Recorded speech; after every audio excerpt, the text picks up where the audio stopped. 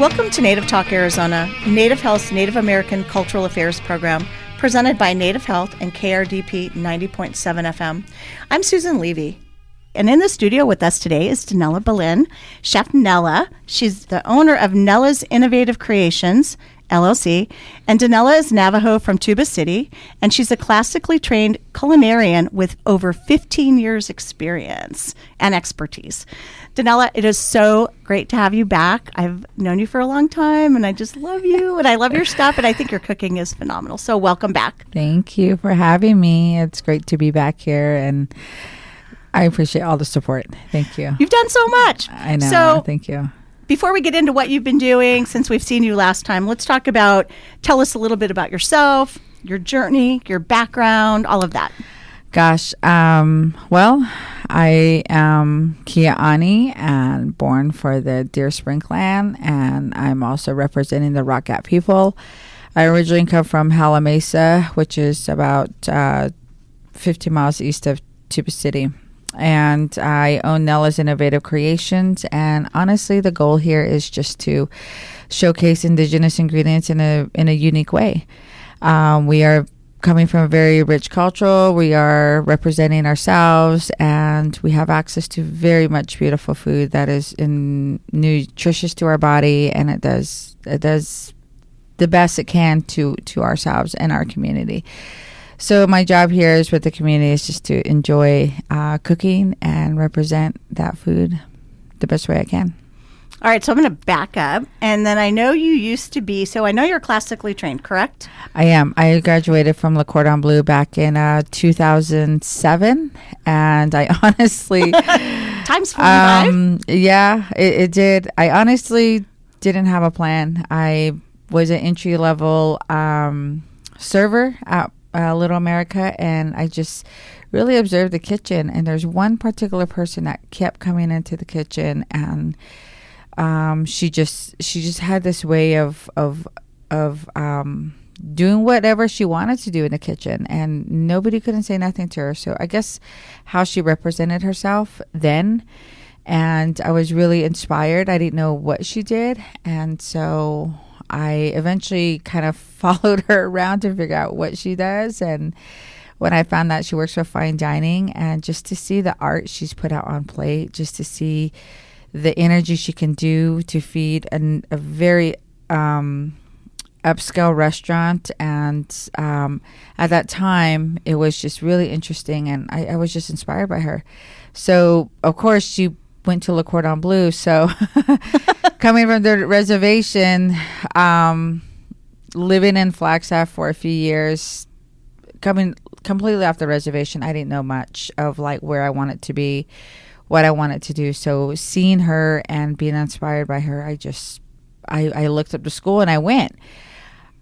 Did I know exactly what I was going to faith, right? Yeah. Did I know exactly what I was going to get myself into? No. I knew it was a commitment to school, and I literally sat down every day learning every terminology of food. I always tell the story. I didn't know what a garlic was. We don't cook with garlic in our household. We never did. So walking into the education world, garlic was huge. It was definitely a must in every recipe. I didn't like the smell. I didn't like the taste, but I was, I wanted to know what I was, invested in, and I learned, and I sat and I challenged myself. Coming off the reservation is very hard, and to learn a new world, especially here in the valley, it was a huge challenge. So I never took it lightly what I did in the school. But when I graduated and entered the entry-level position at that time was at Embassy Suites, I learned more than I did in school, which was very challenging, but I loved it. I enjoyed every bit of it. So I just kept going and going and going. And at the end of all this, fine dining is my ultimate goal to really, really nail. And so I'm still working towards that. I'm still working to have a particular unique touch to my food. Okay, a couple questions with that. Do you like garlic now? I do. Do you use it? Yes, I use it very often. Okay. And I do remember when I met you way, way, way back when. I know we're dating ourselves. Yeah.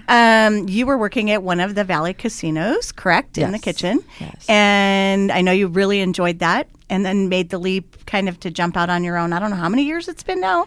Well, my last biggest role in the casino is Desert Diamond Casino. And there I've embraced any job. I embrace any job with positivity. And I also work very, very hard. I believe you cannot be promoted unless you work so, so hard.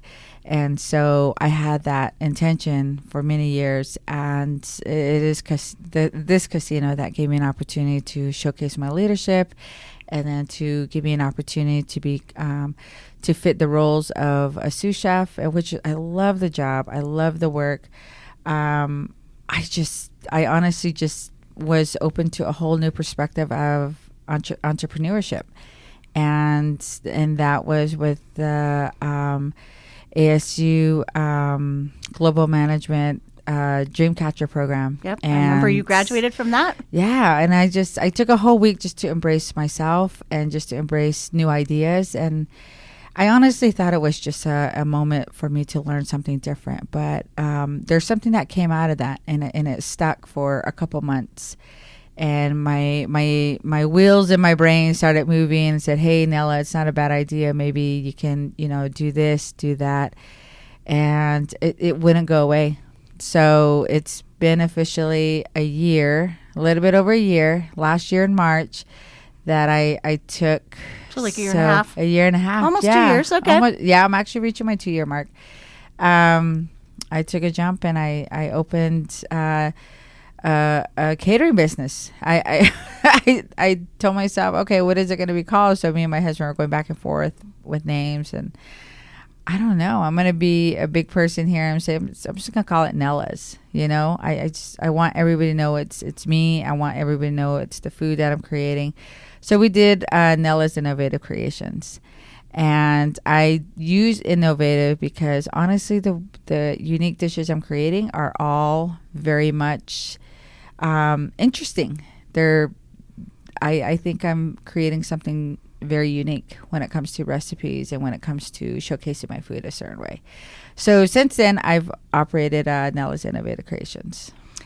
But how did you first get interested in cooking? Was it, so I know you mentioned Little American Flagstaff, but I assume that you were interested in it before then because you wouldn't have ended up in Little America in the kitchen, right? Well, or did you just need a job and go, my mom actually is in the food business. Okay.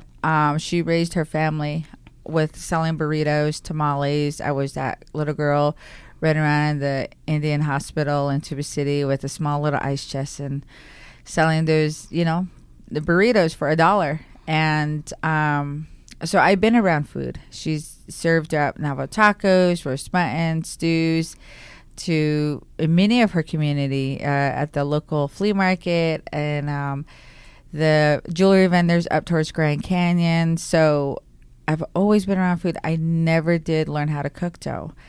I was her dishwasher. What that means is my job was just do the dishes. Right. If anything, I probably lifted a couple fry breads from the pans, but that's it.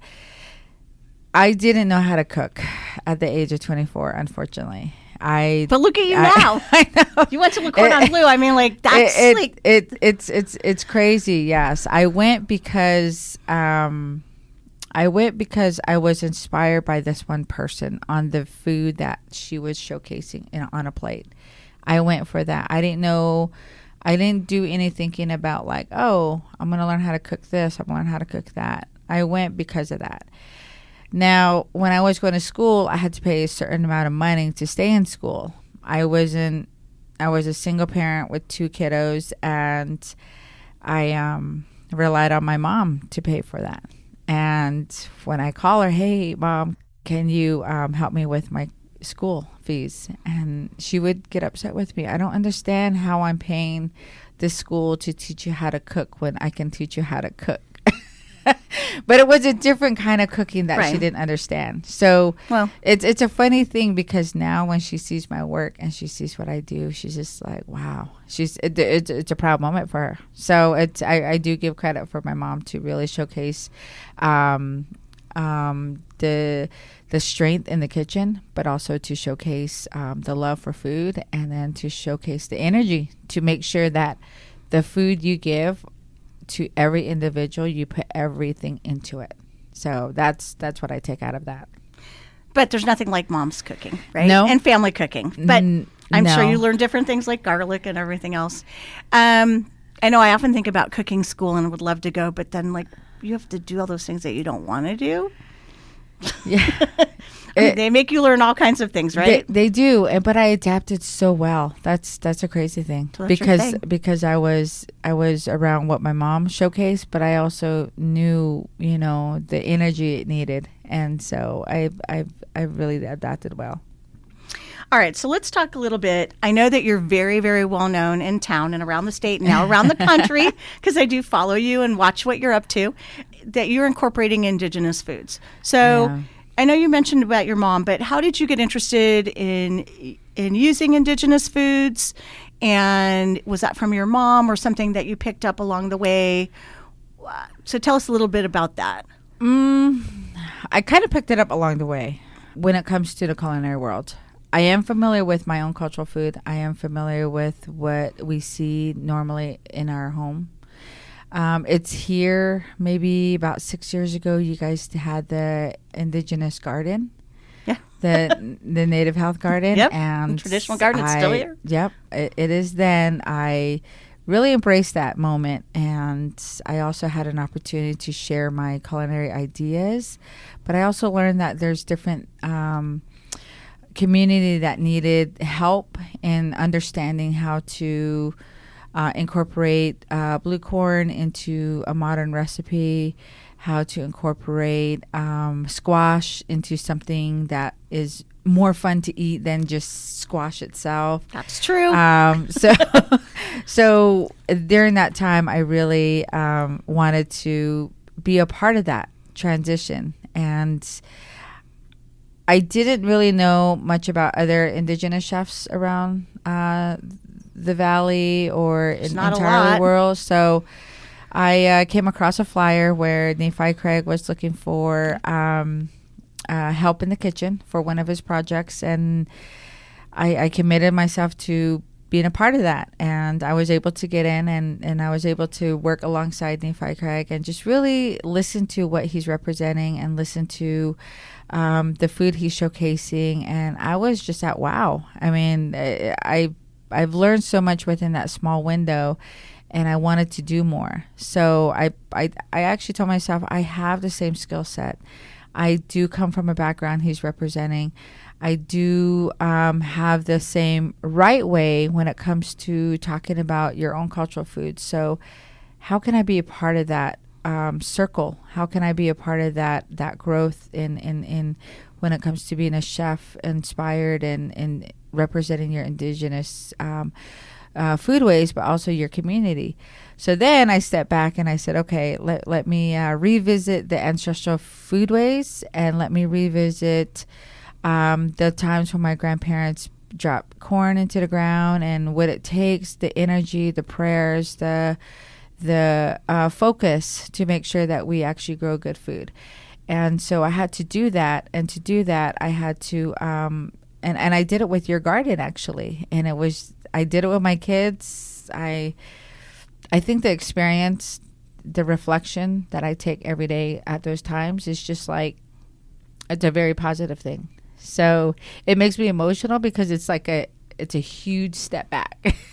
It's a huge step back. So I'm very, very happy about that.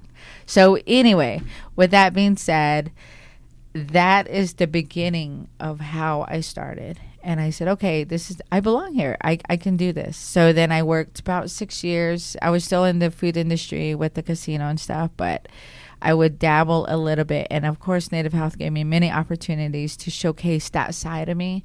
And I can't thank, of course, Native Health to be one of the biggest supporters for me to become that great person I am today.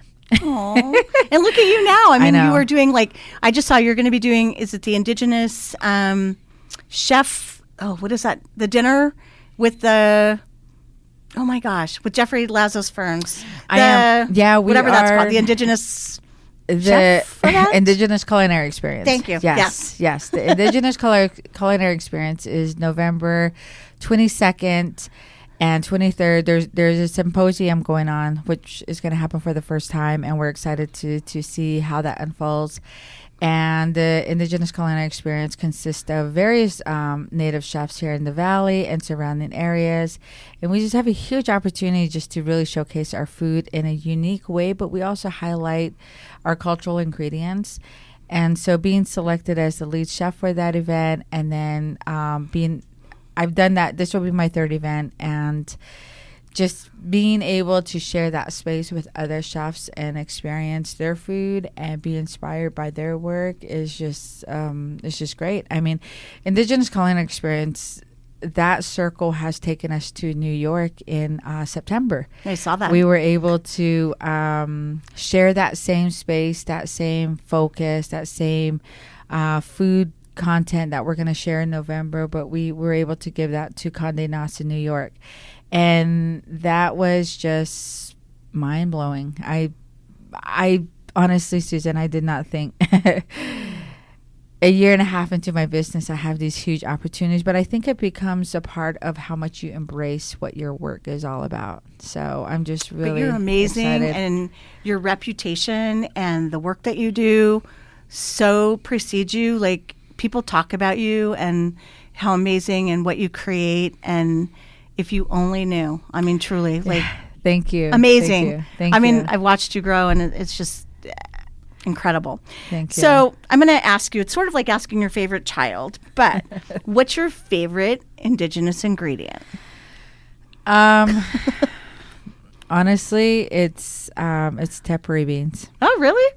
All right. I see tepary bean as a plain canvas. Like, I am raising artists in my family. Every child of mine is an artist in their own rightful way. So Tepary beans are awesome. tepary bean, so much with them. Yes, I see tepary bean as a plain canvas for me. So I love to just utilize it in very many ways. So that's one of my favorites. Okay, favorite recipe with tepary beans then? The favorite recipe for tepary bean, I have to say it's going to be my blue corn nacho with tepary bean confetti. It's huge. And that was one of my first recipe that I created. And I said, okay, if I'm going to open this business, it's only going to be 5 things I can sell on that menu. And this is the one I went ahead and I created. It was a crazy decision from the beginning. And it wasn't going as I wish it did. But I kept looking at it like, there's hope. I know. So I would run with it again to another event. I would try to push for it. And I think it's what gravitates to people is the color, is the uniqueness. And then when they taste it, they're like, oh my gosh, we got to try another one. So it became a hit. And over the past year and a half, it's just been a favorite. It's been showcased in the Edible Phoenix magazine over the summer edition. Yeah. So it's the one I truly treasure. Yes. And tepary beans, for our listeners that don't know, are drought tolerant, high in protein, easy to grow. I've grown some in my backyard. They're great. I know we get a lot from Ramona Farms. Yes. And they're out at Gila River. So it's definitely considered a superfood. Yeah. And healthy. It's super healthy. A little goes a long ways. Easy to cook with. I mean, for those of us that are just like kitchen cooks, not your level, but it's easy to cook, and that's what I want to make sure that most communities that utilize tepary bean, that it's easy to cook with. It's not easy, it's easy to utilize. Okay. All right. So, do you think it's important for people to incorporate Indigenous foods into their diet? It is important. It can be.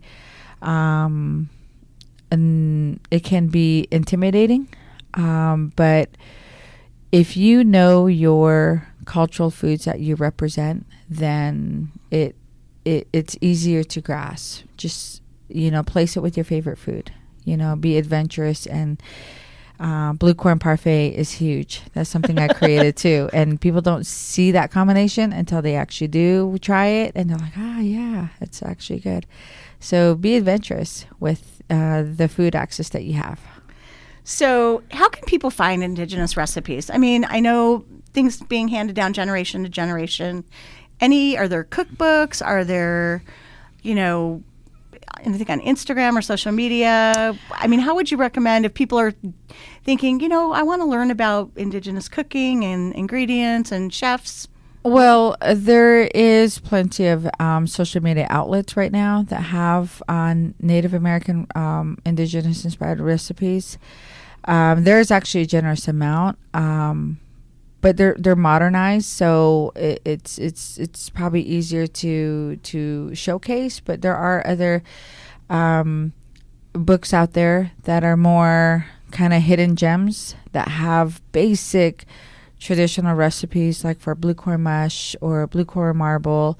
Those recipes are very straightforward. The challenge is they don't feel as rich as what your parents have made or what your grandmother has made. So a lot of times I always tell people, try to connect with your elders. They're probably the best people that have the best recipes and the best knowledge. And so I really do push forward to speak with elders and getting to know them, even if they're not your grandparents. Just have a conversation with them is probably the best thing I can say. Knowledge and wisdom, right, from the generations. Do your kids enjoy cooking? They do. Legacy, she's 11, and we give her recipes and we give her ingredients, and dinner's ready in 2 hours. So it's nice to see that she enjoys cooking. Think she'll be a chef? Maybe. I kind of think so. She loves to cook. I don't know which. All of my kiddos are artists in their own way, and we have one soccer player, and so we have our youngest ones that are really taking on the kitchen duties. So we'll see what they do. That's awesome. So where do you recommend, if people want to dabble in like Indigenous ingredients, where's a good resource to find them? So if you can't find, where would you suggest like finding blue corn or tepary beans locally? Locally here in the Valley, Ramona Farms is probably what you can find more of online. RamonaFarms.com, but then you also have the Herd Museum, who carries some Indigenous ingredients. They have tepary bean available. I did not know that. Yeah, they have a few ingredients available. And then you have the store right there in Salt River Reservation, the gas station. They carry a good amount of Ramona Farm products. And you do have some co-ops here in the Valley have access to some ingredients that they sell at these local the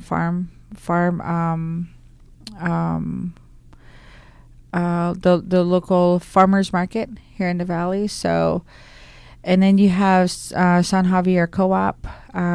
If you ever go to that store, there's so many more selections in that store. So I mean, it's in Tucson, but I would love to go. I do over look there. at their online stuff. Yes. I know they don't ship, but yeah, we've made a trip down there to pick up some things too. If you're up for a trip, that's a good trip to do. So what new ingredients are you dabbling in with your recipes now? Well, I am working on stretching my knowledge and my access to other foods around the world, if you will. So I'm looking into other tribes, and I'm trying to see if I can get access to some of their food products and just try to, experience it. I do go to, I am traveling to Montana this month, and I get to do a plated dinner for an elderly elderly group from the Rocky Boy community. So I think it's their diabetes prevention program. That's cool. So I'm really excited to make a trip up there and give our elderly community a unique treat.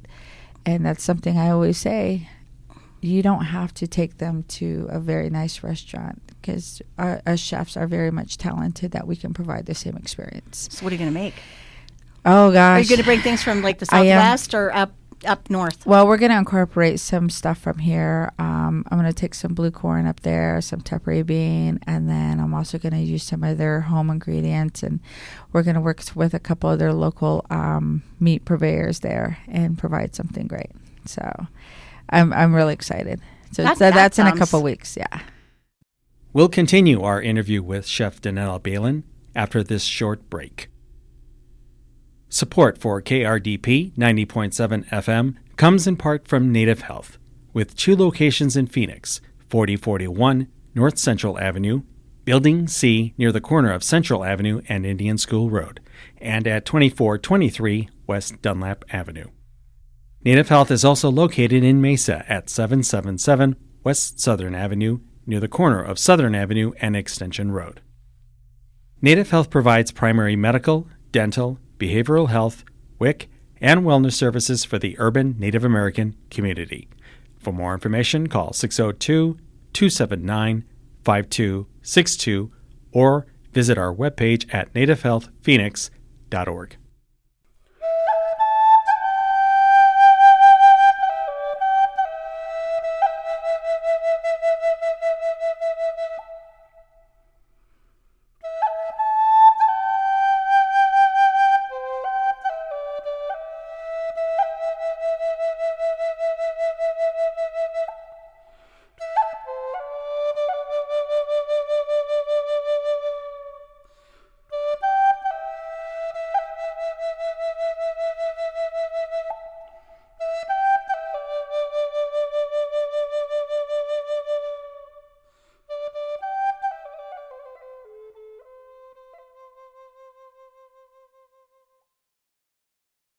Okay, so what's been you said your most successful recipe has been the tapere beans. Mm-hmm.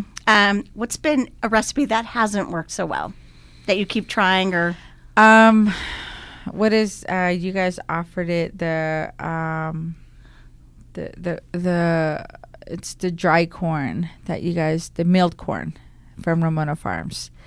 That one I'm still trying to break down to where it's like, just perfect for me. And as long as I know I can enjoy that flavor, I know it can be definitely enjoyed everywhere else. All right, so you're going to continue working on that one. It works best in a granola bar way, I guess, because it's hearty and it's texturous. But will you soak it if it's dried? Yeah, you have to soak it and then and then just put it into your oats and your raisins, and it works great that way. But I want a little bit more than that. Okay. All right, so next time we have you on, I'm assuming you're going to have some great recipes for that. Yes. So what have you learned, like, through this journey? I mean, you've talked a little bit about, like, how you've grown and everything you've done, but it sounds like you've grown tremendously and learned a lot since you've gone out on your own. I've learned to be more appreciative of the moment, meaning that I've been running high on a very high schedule for a long time. So I learned to step back and appreciate the moment. And I've worked with Slow Foods. I worked with the Blue Zone Project, and these 2 programs really represent just to enjoy the moment and enjoy what you're eating, what you're doing, what actions are ahead of you. So I've learned to be a little bit more patient, but I also learned that entrepreneurs are at hard work every day, and they carry a lot of challenges. And that is something I'm learning now, is there's so many challenges that we are coming across. But I'm also learning how to be more open-minded when it comes to the world itself. I actually received a USDA Next Gen scholarship, and I am going back to school. I went back to school at ASU, and I'm working on my master's degree with the food sustainability program. That's awesome. Thank you. So that part of me is trying to prepare for something in 5 years, which I can be more of a support to my community when it comes to how to be more sustainable within our food system. And I want to learn that part so I can actually walk that part in a couple of years. And I think that comes with a lot of patience, and that comes a lot with understanding the bigger part of the picture of the food system. So these past couple months, I've been able to adapt that perspective. And so, and sustainability, and the field is growing, and it's new. It's really new. It's new for me too. As the field I worked in and studied in, this is a whole 360 for me. So it is challenging. A lot of good, policies out there that I'm not very familiar with, and it's just nothing I really paid attention to. But you're learning. So now I'm learning. Yes. Okay, so I got to ask. You're wearing the James Beard Foundation yes. program shirt. So, one thing, like with James Beard, I don't know. Have there been any Indigenous James Beard nominees? Do you know? Yes, there's a few out there. Yes. For New Mexico, we have Chef Payochi. He was nominated, I want to say 2 years ago, or maybe last year. We do have Chef Sean Sherman, who is also a recipient of the award of sous chef. Yep. Mm-hmm. We do have other Indigenous chefs that have fulfilled that platform, and that's something that's inspiring to me right now. When I opened the business, I didn't think this window. I didn't think about this circle as far as the James Beard Foundation. That kind of just, actually right before I left my job, I attended this all women's James Beard Foundation, kind of like a little meeting, if you will. And I went there knowing that, other fellow women chefs that I'm aware of or that I have contacts with were going to be there. So they're like, hey, why don't you come along and learn, just sit in with us. And I stood up introducing myself at that time and saying, I currently have an employer, but in 2 weeks I won't have an employer. But I'm also going to be opening my own business. So from that day to now, entering this James Beard Foundation programs, Annie McBride, she really seen me at that moment, and now she sees me with my business, and she's just kind of just like you. She's kind of seen that growth, and so I'm learning the collaboration of support from them, and also I'm being inspired by the chefs that enter that circle. And with the work they do, how they showcase themselves, and how we are all inclusive in the program. I sort of wish that James Beard, and I know that they do best new restaurant in the Southwest, and best emerging chef, and best baker, and all of that. But I wish there was a category that it was like Indigenous chefs that was more recognized by James Beard. I mean, I know, yes, you said Sean Sherman and a few other people, but maybe they need a new category or something like that. And this is how we put it into the space. Yeah, we manifest, and I'm huge on manifestation. I mean, that's what it should be, and recognizing everybody in the country, and you think about that, and then it's local first. Yeah. And I love Local First, and I've been to their Dining for Dreams dinner, and talking to them, there should be an Indigenous Dining for Dreams, and showcasing some local Indigenous chefs. And with Local First, I'm also a part of their entrepreneurship cohort program. As a business owner, I'm starting to see that there is a space for us that's being created. I am with Local First, and that they have been very much supportive to myself and to the Res Urban Eatery. Yep. He's also that's a part Mario, of the program. Right? He's also a part of the program. But then with Local First and James Beard, I feel they are starting to open that space more. And it's just recent in the past couple of years, Indigenous chefs are being placed at the table that we haven't been placed at. prior. And for me, honestly, as an Indigenous chef, I'm trying my best to fit in within my community as far as what I represent, and all the other things that come around it is just is a highlight, is a bonus. But at the end of the day, I'm still here trying to serve a community that deserves a unique creation like I have created over the past couple of years. So I can't place myself away from that. You know what I mean? Right. But it's nice that you're getting the recognition, the acknowledgement, like you said, a seat at the table. And just from my perspective, a few years ago, that wasn't there. No. Not like it is now. Now there's a lot more people are asking and they're looking for and wanting to connect with that. Yeah. I mean, I totally acknowledge that. It's been fairly recent in my acknowledgement that, we Indigenous chefs, even Indigenous people in general, we are more recognized than we ever been before. And it's a humbling moment. But again, I think a lot of us do feel it's finally happening, which should have been already before, but we don't have that control. A lot of Native Americans are very humble, and they go about what they go about every day. There's either space for our voice to be heard or not a space. So there's a space. Yes. And you're doing it. So and I'm just grateful to be right behind some amazing chefs that I've seen. Haven't really worked with them yet, except Nephi Craig, but I'm sure there'll be a day where I get to shake hands and share some insights with them. Be a great pretty amazing. And then for the next generation, maybe Legacy is going to be the next.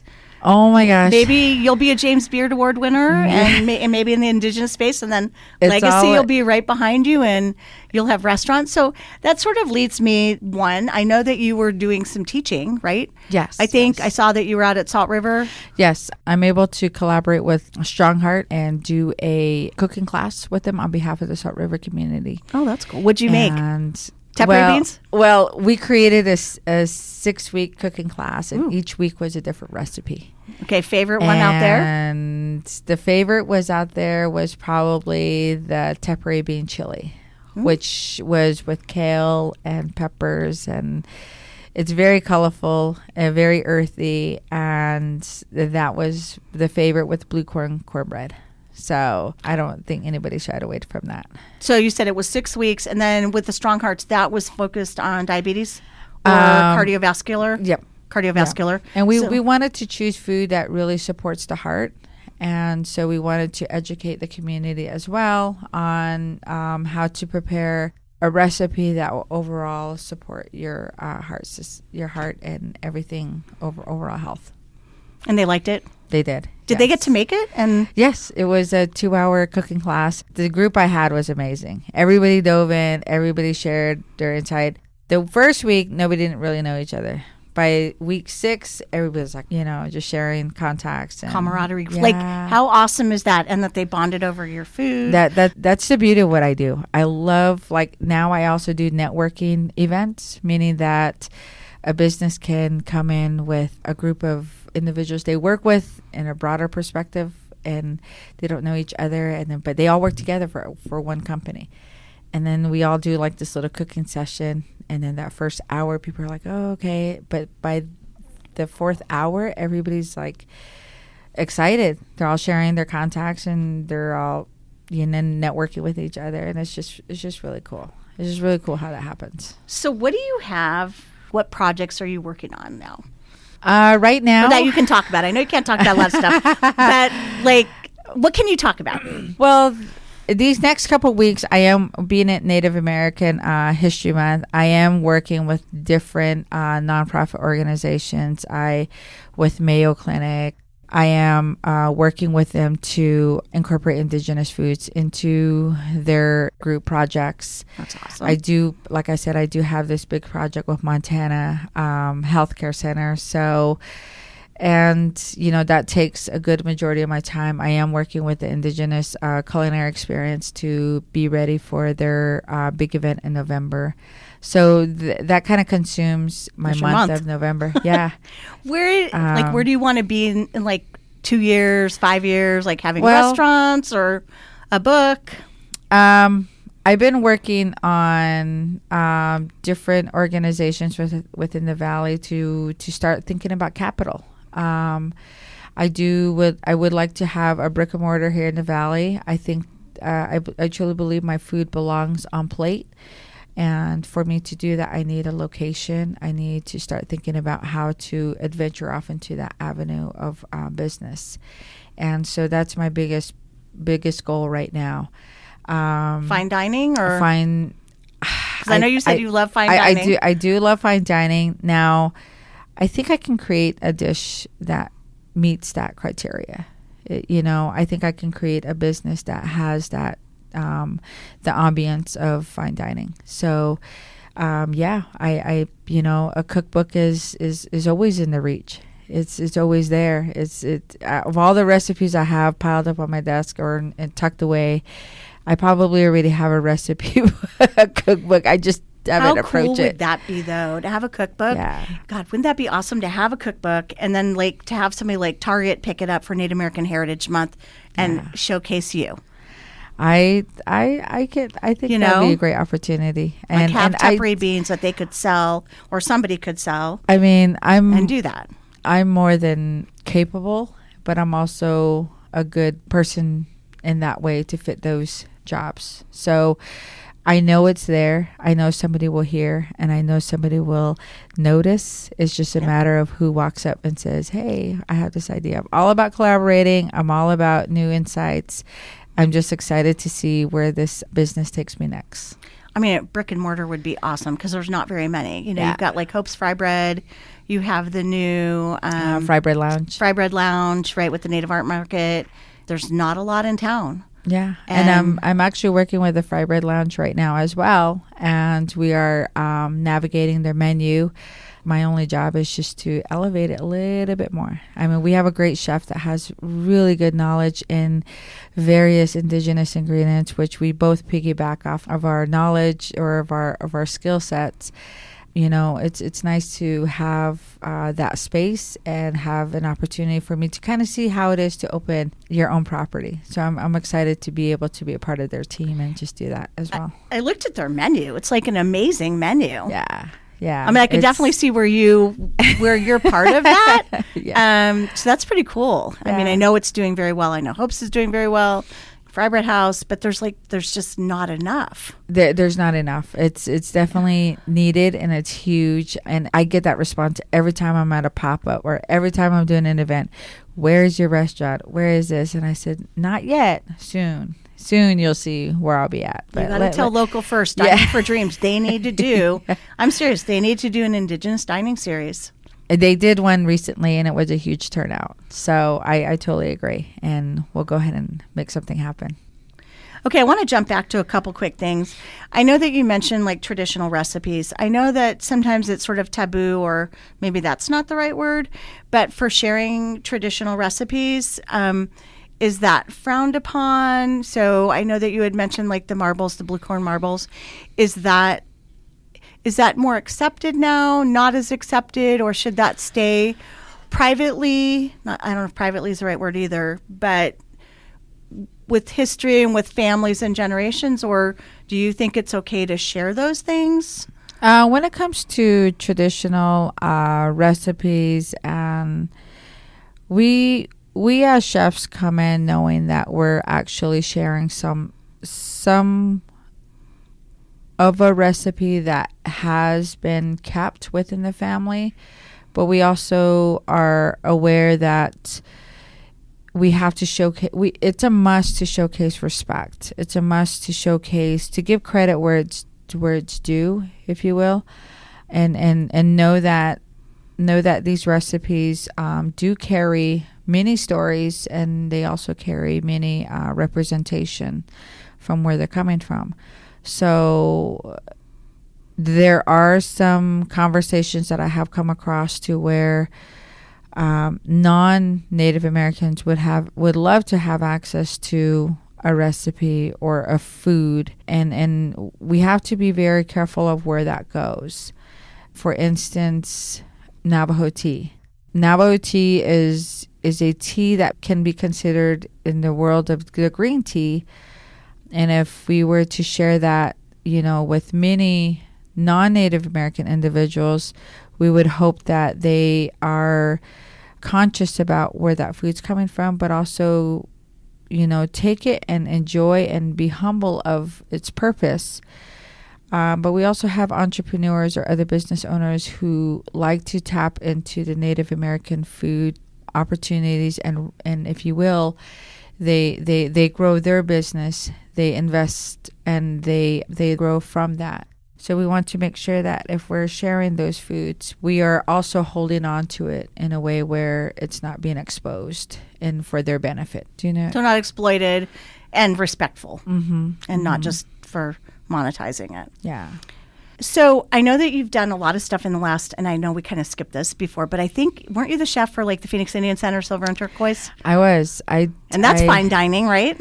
Well, it's large. The Phoenix Indian Center's Silver and Turquoise Ball has created a platform for me to be able to showcase a menu that is indigenously inspired, and to utilize the ingredients that I feel work very well together.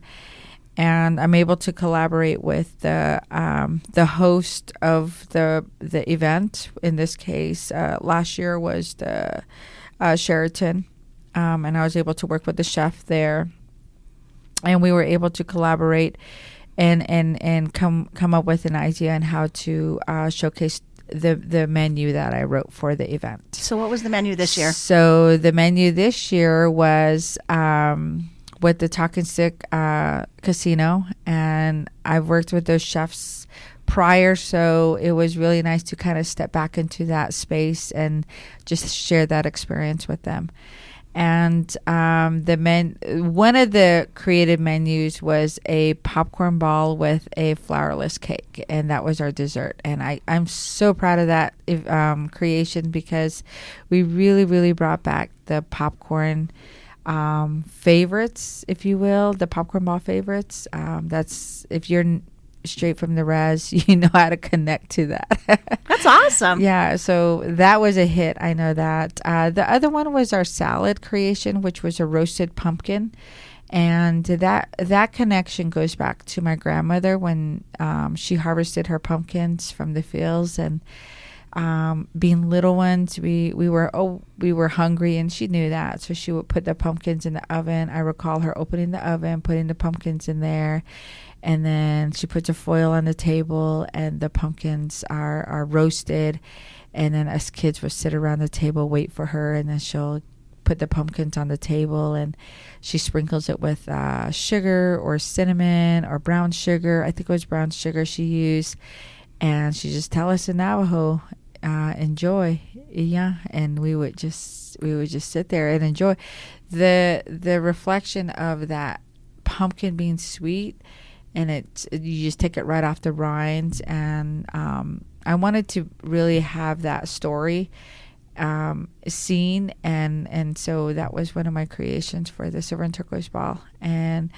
I was able to showcase the story about it. And it was, I can't recall how many people came up to me and said, Denella, I remember my grandmother used to do that too, or, oh gosh, that popcorn ball, do you remember when we used to have it like this and like that? And those are the stories we want to connect to.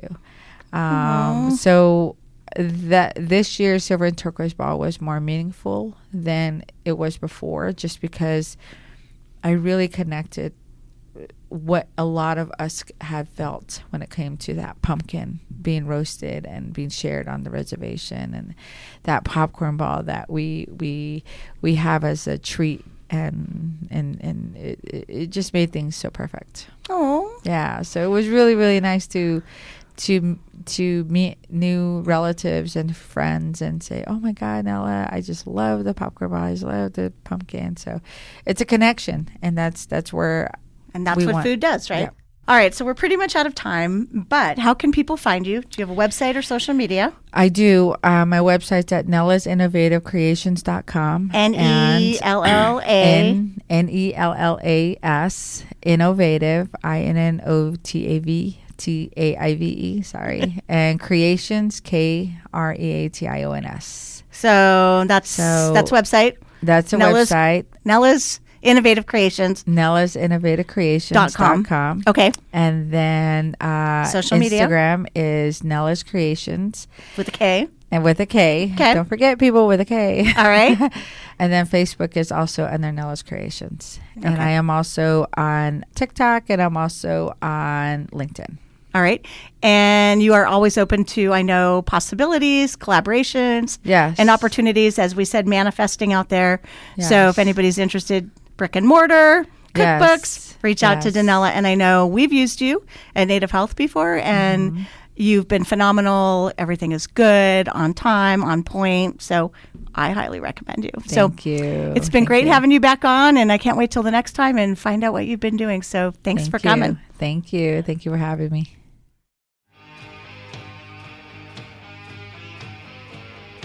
Thank you for listening to Native Talk Arizona, presented by Native Health and 90.7 FM KRDP. Our executive producer is Susan Levy. Sound engineer is Javier Quiroga. We hope you will tune in again next week. If you have any questions, please reach us at nativetalkaz@listentokrdp.com.